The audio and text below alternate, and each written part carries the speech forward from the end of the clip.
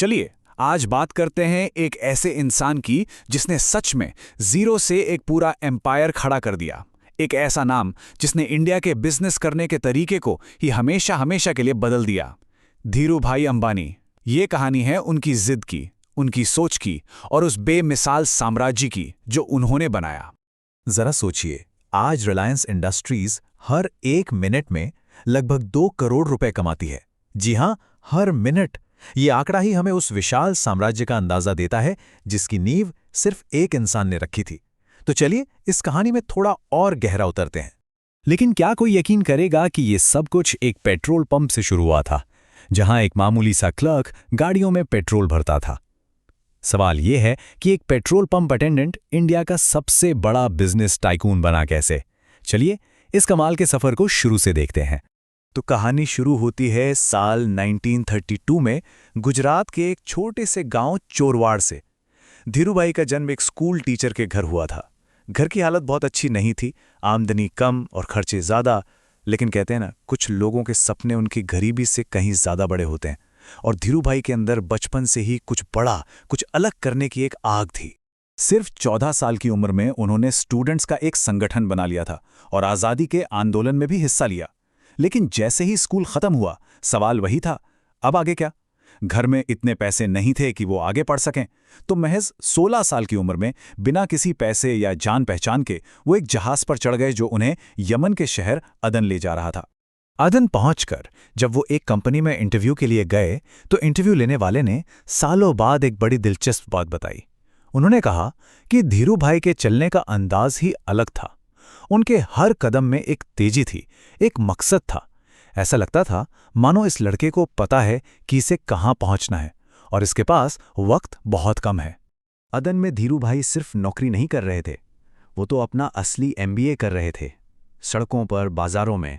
काम खत्म होते ही वो अदन के बाजारों में निकल जाते और घंटों बैठकर सिर्फ ये सीखते कि असली सौदा होता कैसे है, चीज़ें खरीदी और बेची कैसे जाती हैं।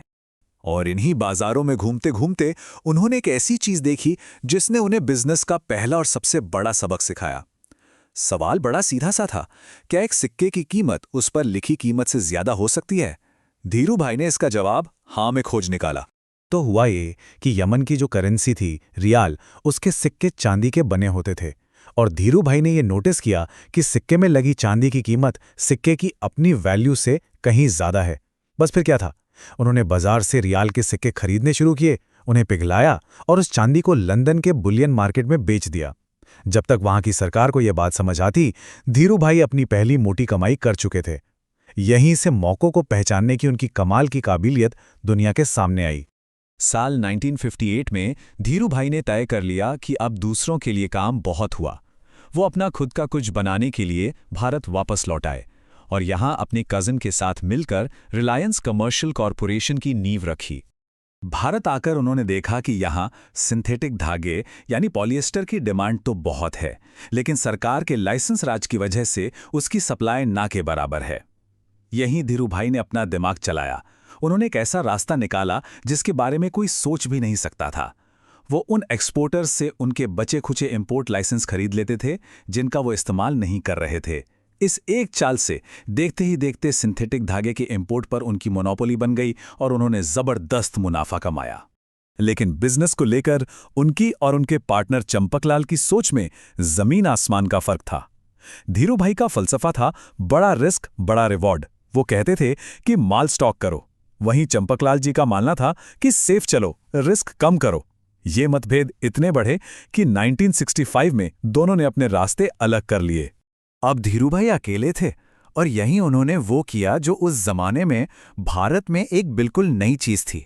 उन्होंने एक ब्रांड बनाया। उस दौर में जब कपड़े बस यूं ही बिकते थे, उन्होंने विमल को एक प्रीमियम ब्रांड की तरह पेश किया और ओनली विमल की टैगलाइन ने तो जैसे इसे घर घर में एक स्टेटस सिंबल बना दिया। अब खेल बदल चुका था। धीरूभाई सिर्फ एक कपड़ा व्यापारी नहीं रह गए थे। असली लड़ाई तो अब शुरू होने वाली थी, स्टॉक एक्सचेंज में और सत्ता के गलियारों में। उन्होंने कैपिटल मार्केट का इस्तेमाल करना शुरू किया और जल्द ही अपने दुश्मनों के साथ बड़े बड़े युद्धों के लिए जाने लगे। अच्छा, आगे की कहानी को समझने के लिए एक टर्म को समझना बहुत जरूरी है, शॉर्ट सेलिंग। सुनने में थोड़ा मुश्किल लगता है पर है बहुत सिंपल। मान लीजिए आपने किसी से कोई शेयर उधार लिया और उसे फौरन बाजार में बेच दिया। क्यों? क्योंकि आपको लगता है कि उसकी कीमत गिरने वाली है।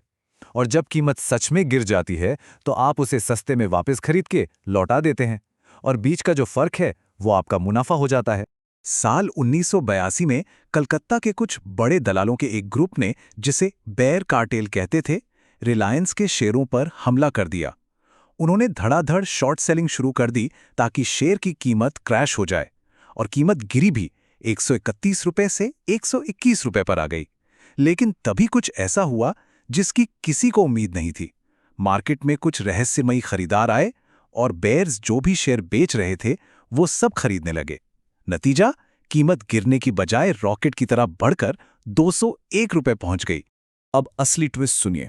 ये रहस्यमयी खरीदार कोई और नहीं बल्कि खुद धीरू भाई के ही लोग थे, जो उन्हीं के पैसों से शेयर खरीद रहे थे। इस एक चाल से धीरू भाई ने न सिर्फ अपनी कंपनी को बचाया बल्कि उन सारे दलालों को बर्बाद कर दिया और छोटे इन्वेस्टर्स के हीरो बन गए। लेकिन देखिए, ये सफलता सिर्फ बिजनेस की समझ से नहीं आई। 70 और 80 का दशक भारत में लाइसेंस राज का दौर था। धीरू भाई को पता था कि सिस्टम में बने रहने के लिए सिस्टम बनाने वालों से रिश्ते रखना जरूरी है। उन पर आरोप लगे कि उन्होंने अपने पॉलिटिकल कनेक्शंस का फायदा उठाया। बॉम्बे डाइंग के नुस्ली वाडिया जैसे कॉम्पिटिटर्स के साथ उनकी जंग ने खूब सुर्खियां बटोरी और मीडिया का एक बड़ा हिस्सा भी उनके खिलाफ हो गया था। इन सब लड़ाइयों और विवादों के बीच धीरू भाई के दिमाग में एक बहुत ही विशाल सपना पल रहा था। वो एक ऐसी कंपनी बनाना चाहते थे जो कच्चे तेल से लेकर फैब्रिक बनाने तक हर चीज खुद करें। इस कॉन्सेप्ट को कहते हैं बैकवर्ड इंटीग्रेशन।